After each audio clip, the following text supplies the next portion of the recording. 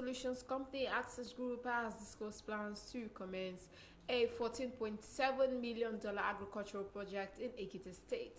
The Chief Executive Officer of Access Group, John Olajide, disclosed this when he led a team of investors to pay a visit to the Minister for Industry, Trade and Investment, Nii Adebayo.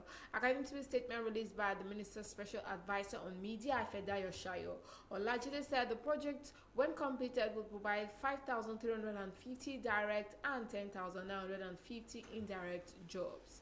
The federal government has implemented a 7.5% tax on imported liquefied petroleum gas, popularly called cooking gas, as the cost of the commodity leaped by over 100% within a period of 8 months. It was gathered on Sunday that the government implemented the VAT on LPG imports about 3 weeks ago, and some dealers were also mandated to pay the tax for commodities imported several months ago. Operators told Punch newspaper correspondent that Nigeria imports about 70% of the commodity, while the rest was mainly supplied by the Nigeria Liquefied Natural Gas Company.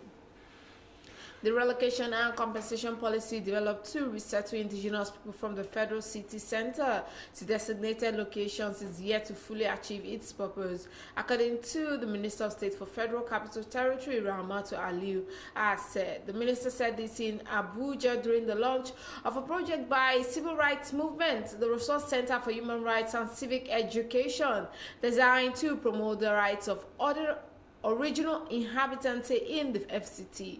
The project, which was aimed at strengthening the technical and financial capacity of original inhabitants groups, was part of the $80 million and financial capacity of original $80 million in award announced by MacArthur Foundation in support of its equitable recovery initiative centered on advancing racial and ethnic justice. The Lagos State government has backed the preparation of a model city plan for Lagos Island, which says it will propel the redevelopment of the former capital territory.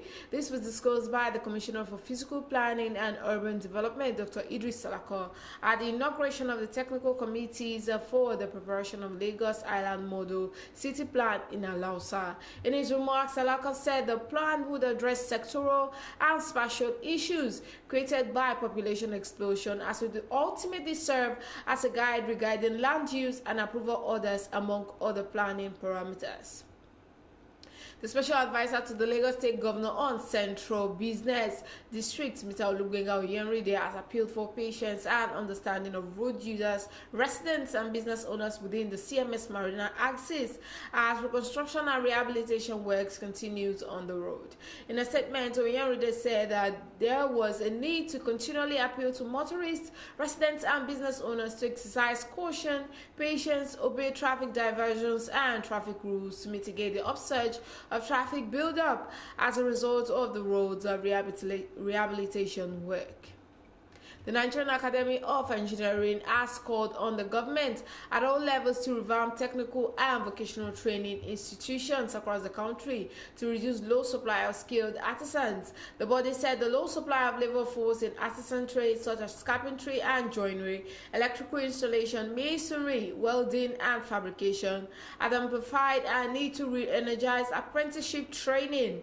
The Executive Secretary, National Board for Technical Education, Professor Idris Bugaja, said this at a meeting themed Technical and Vocational Education in Nigeria, Past, Present, and Future, organized by the NAE in Lagos State.